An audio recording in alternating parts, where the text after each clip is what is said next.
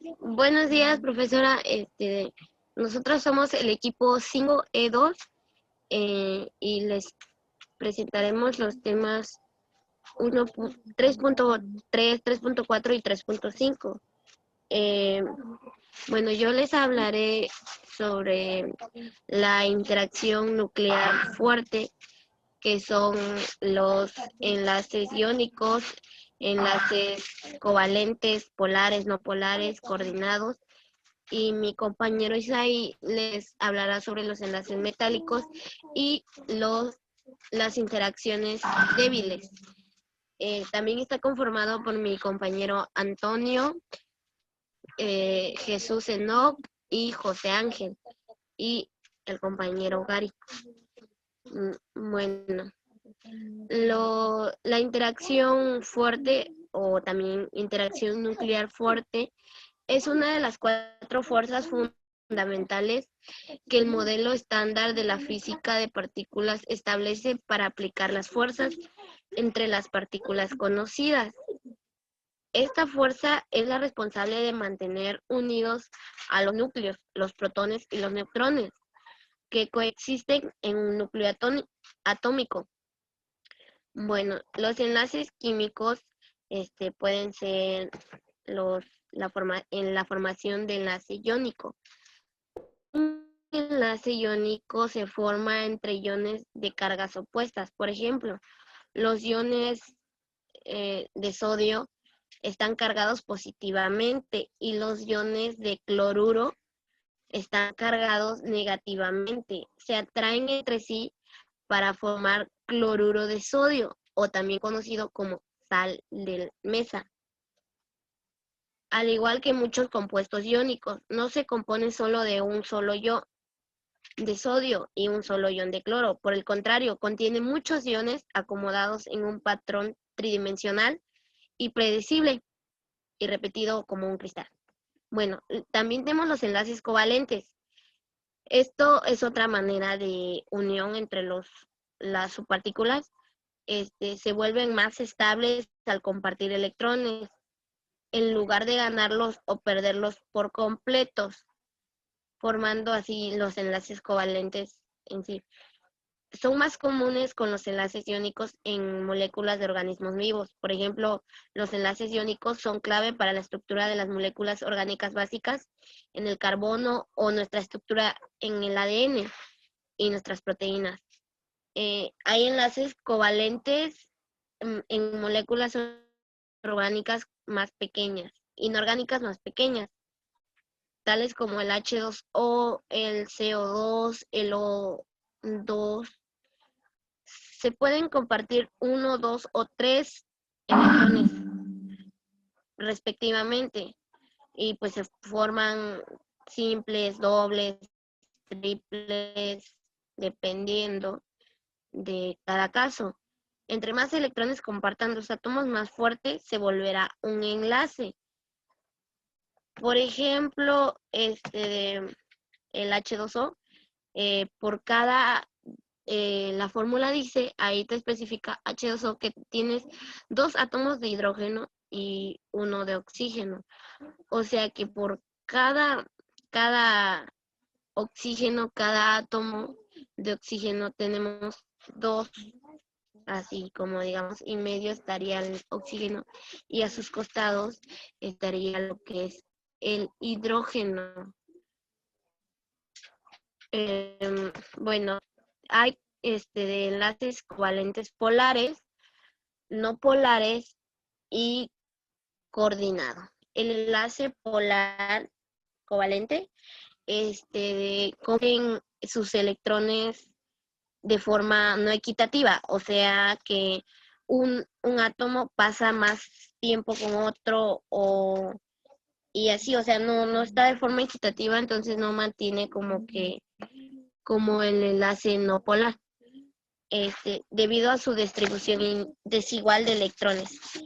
Bueno, por ejemplo, el ejemplo anterior, que algunos tienen ligeramente cargas positivas y ligeramente cargas negativas.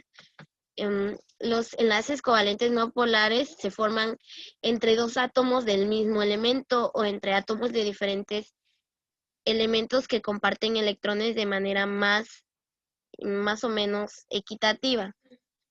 O sea, también no es tan equitativa. Por ejemplo, el oxígeno molecular, el O2, no es polar porque los electrones se comparten equitativamente entre los dos átomos de oxígeno. Otro ejemplo podría ser el gas metano, que tiene 4 electrones de carbono en su capa exterior y requiere 4 eh, 4 del otro para volverse un octeto estable.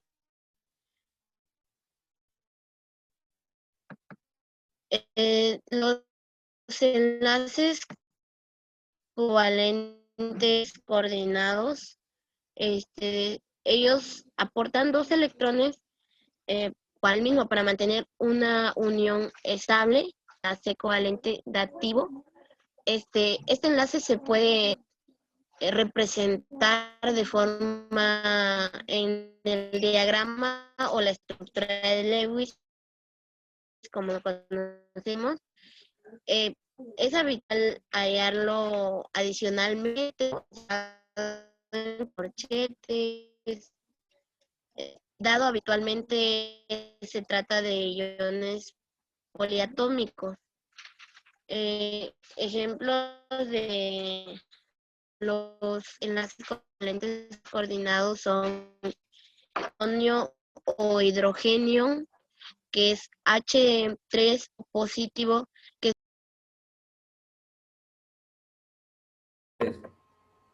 bueno, 2 ejemplos de enlace covalente coordinado sería el hidronio o el hidrogenio, que es H3, o sea, 3 de hidrógeno y 1 de oxígeno, carga positiva, el que se forma cuando un ácido cede su protón H en el agua. Otro sería el catión amonio, que es 1 de nitrógeno y otro H4, igual positivo, que es el resultado del amoníaco, se comparte con base captando un H positivo. A continuación, mi compañero Isaí. Ok, yo voy a hablarles acerca de los enlaces metálicos. Vamos a hablar un poco acerca del tema. ¿Qué es en sí un enlace metálico? Bueno, es la unión de los núcleos de los átomos con los electrones de valencia. Como tal son conocidos porque estos en su mayoría tienden a ceder electrones, ya que en su último nivel de electrones, que es el de valencia, casi siempre su cantidad es mínima. Entonces, lo, es, lo que pasa es que estos ceden electrones a los demás compuestos, pero cuando nos encontramos en un metal, esto hace que cuando se pierden electrones, estos se vuelven redes de cationes, que comúnmente la llamamos una nube electrónica. Es una red cristalina en la que los electrones que se pierden van viajando en un flujo constante alrededor de los átomos, es lo que mantiene la unión. Por eso es que también los electrones, los metales son muy dúctiles, también es un punto muy importante. Estos también conducen energía de manera fácilmente, es algo que debido a los electrones que están en movimiento.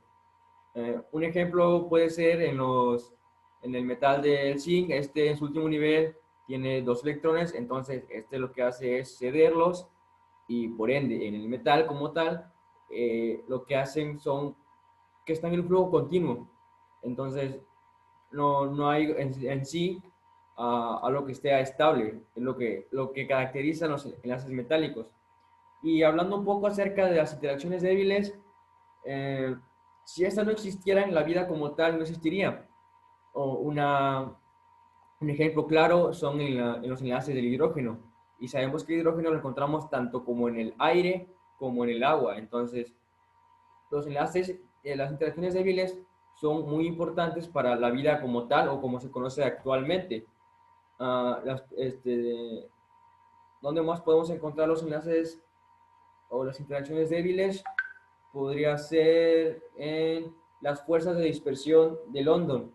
Eh, Un ejemplo claro podría ser en el tetracloruro de carbono. Este era comúnmente utilizado en la antigüedad para formar lo que son extintores y equipos de refrigeración. Actualmente ya se suspendió, pero eso puede ser un claro ejemplo para considerar que los enlaces débiles como tal tienden a ser muy importantes en nuestra vida diaria y en el planeta. Bueno, así lo dejo con mi compañero. Ok, yo les voy a hablar acerca de las fuerzas intermoleculares. Dentro de cualquier molécula, los átomos siempre van a estar unidos por fuerzas intramoleculares, principalmente los enlaces iónicos, metálicos o valentes. Bueno, estas fuerzas son las que se deben vencer para que se produzca un cambio químico. Entonces, esto significa que estas fuerzas pues, son las que determinan las propiedades químicas de las sustancias. Bueno, aparte de estas fuerzas, existen otras llamadas intermoleculares y pues hacen que estos se atraigan o se repelan. Bueno, esto significa que estas fuerzas son las que determinan las propiedades físicas. Un ejemplo de esto serían los estados de agregación, como el punto de fusión, el punto de ebullición, la tensión superficial, etc. Por lo general, estas fuerzas, las intermoleculares, suelen ser débiles, pero al ser numerosas, o sea, que haya demasiadas uniones de estas, pues su contribución es más fuerte en la molécula.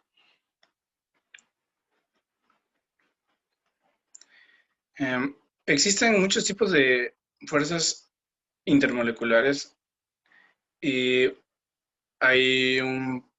normalmente se les conoce como fuerzas de Van der Waals. Y este término pues engloba básicamente a las fuerzas de atracción entre las moléculas y pues son básicamente 4. Serían las dipolo-dipolo, los puentes de hidrógeno, las fuerzas dipolo-dipolo inducido y las fuerzas dipolo instantáneo. Les voy a explicar un par de ellas para entender más o menos. Por ejemplo, la fuerza de atracción de dipolo-dipolo básicamente es cuando hay una distribución asimétrica de electrones debido a que la molécula está formada por átomos de distinta electronegatividad. Por lo tanto, los enlaces van a ser más polares cuanto mayor sea la diferencia de electronegatividad entre los átomos. Un ejemplo de esto sería en el hidrógeno, cuando, por ejemplo, un lado de la electronegatividad es más fuerte que el otro y pues hay más fuerza en un núcleo que otro y por lo tanto, pues, cuando se comparten van a estar más próximos y la molécula va a formar un dipolo permanente.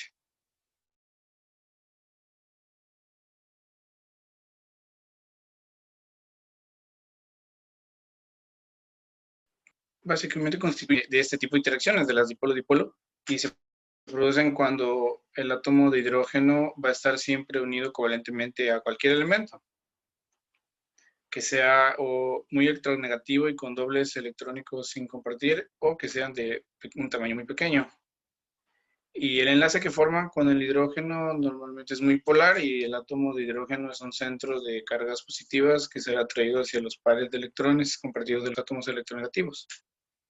Este enlace pues suele ser débil como todas las fuerzas intermoleculares, pero sin embargo son abundantes y pues atribuyen a la cohesión que hay entre las moléculas. Un claro ejemplo de este tipo de fuerzas intermoleculares serían las de, como ejemplo, el ADN, que tiene unas hebras, un par de hebras, entonces estas se mantienen unidas mediante puentes de hidrógeno que están en las bases nitrogenadas. Y los dejo con mi compañero.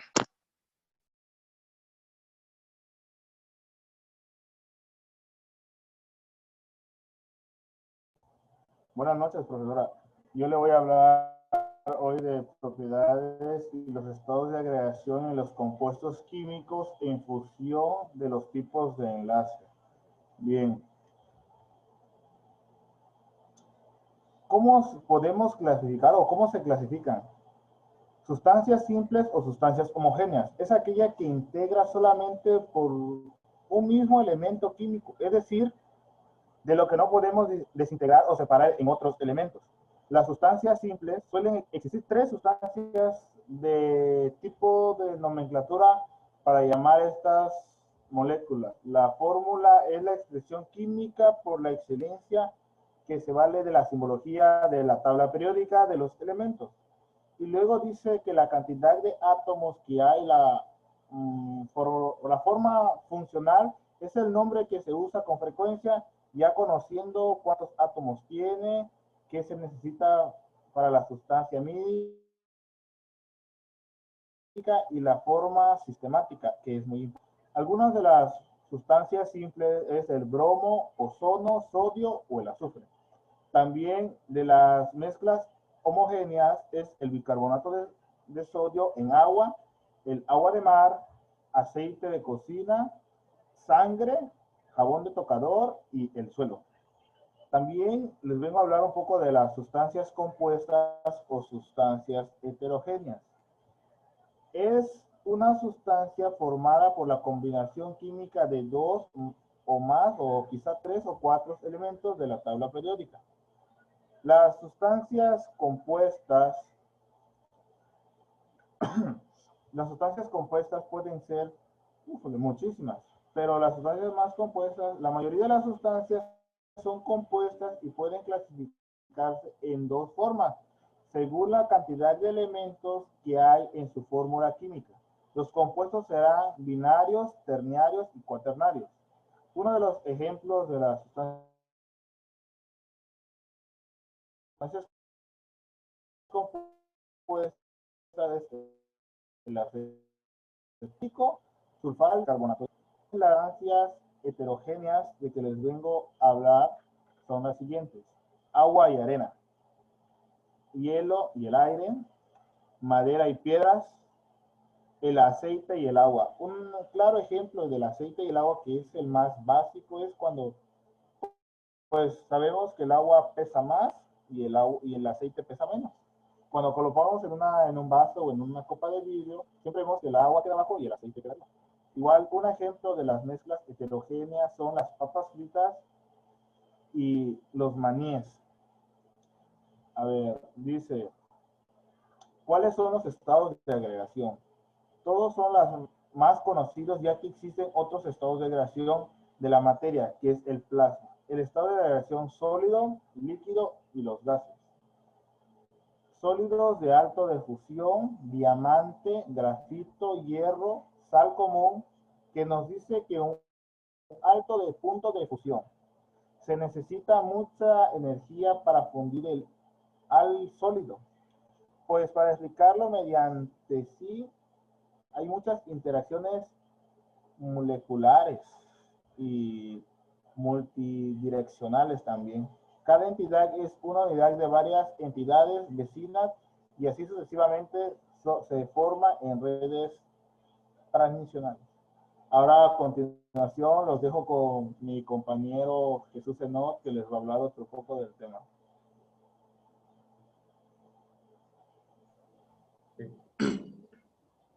Buenas noches, maestra. Ok, bueno, pues a mí me tocó poder hablar un poco sobre los estados de agregación de la materia. Ok, como todos sabemos, bueno, pues existen tres clases, pues, las cuales son súper comunes. Es el sólido, líquido y gaseoso, pero sobre todo el día de hoy, pues hemos descubierto otro estado, lo cual es el plasma.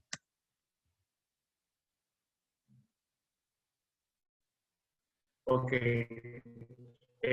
Bueno, pues el estado sólido es, por ejemplo, bueno, pues el diamante, el hierro, el sal común. ¿Qué nos dice un alto punto de fusión? Si es necesaria mucha energía para fundir al sólido, podemos explicarlo mediante interacciones multidireccionales. Ok. Sólido de bajo punto de fusión, ese sería el estado líquido. Ok. ¿Qué ¿qué nos dice un bajo punto de fusión? Si con poca energía se funde el sólido, podemos explicar mediante interacciones